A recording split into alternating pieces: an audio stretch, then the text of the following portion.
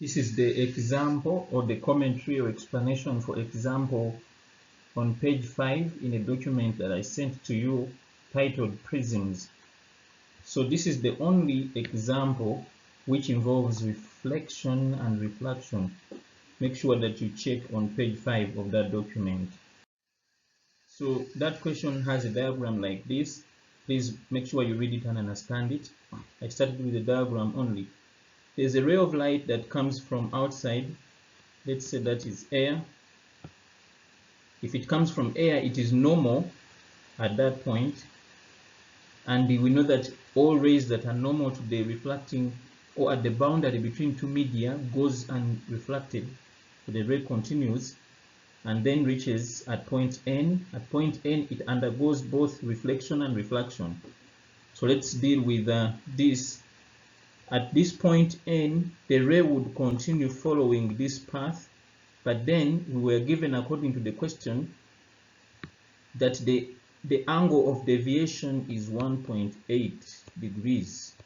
So angle of deviation is 1.8 degrees, and according to the question, we are given that this is small angle prism. So we shall recall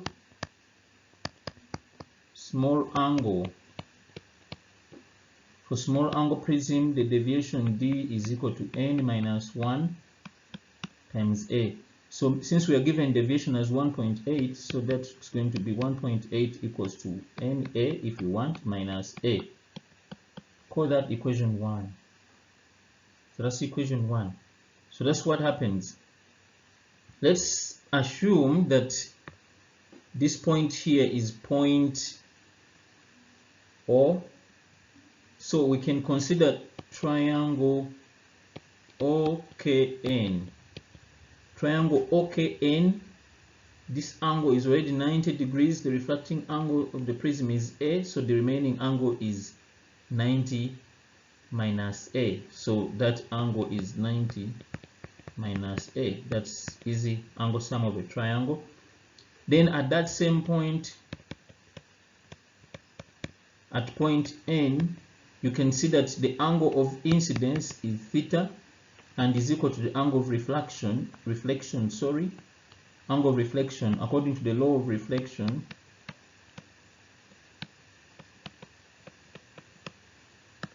So law of reflection, angle of incidence is theta, that is I, angle of reflection is R. Those are equal. So we are going to leave that point and then we go to triangle KMN. This is M here, this is N, and that is K. So it's a bigger triangle now. So in that triangle, the unknown angle that we want is beta, but we know that angle sum of a triangle is equal to 180 degrees.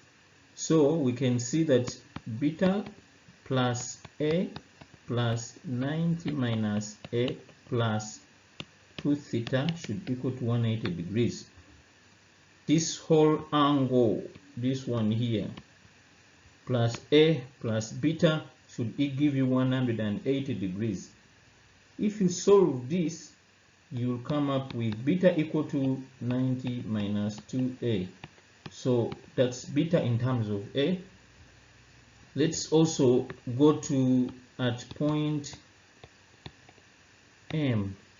So at point M, this is a normal. That dotted line is a normal line, which means that angle beta plus alpha should be equal to 90 degrees. And we have already seen that beta is 90 minus 2A, so it will be 90 minus 2A plus alpha equal to 90 degrees. So this gives us alpha as 2A. 90 will cancel out, and then you remain with alpha as 2A. So if alpha is 2A, now we are going to apply Snell's law. Snell's law at which point? Point M. Snell's law at point M, it says, see, if we are assuming that the ray is from air, that means we shall have sine of 9.6 equal to refractive index of glass sine of alpha. 9.6 was given in the question as the angle of emergency at that point. So that's why I told you read the question very well and then see whether it matches with the diagram. Then we substitute now sine of 9.6 is equal to n sine of alpha, which we have got as 2a. But we know that for small angles, sine of 9.6 is approximately 9.6 and sine of 2a is approximately 2a, which means that 9.6 is going to be n times 2a. Therefore, in this case, n is going to be 4.8 over a. Let's say that's equation 2.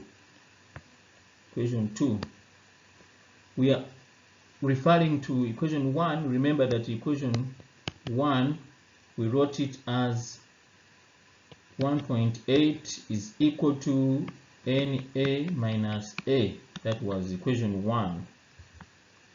Equation 1 minus A. So if we substitute equation 2 in 1, we shall get 1.8 equals to N, which is 4.8 over A multiplied by A minus A. A cancels out, and then you get 1.8 equals to 4.8 minus A, which will imply that A is going to be 3 degrees. Then we substitute A in equation 2. In equation 2, we get N equal to 4.8 divided by A, which is 3.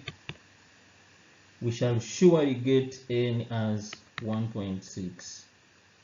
Therefore, N is 1.6 and A is 3.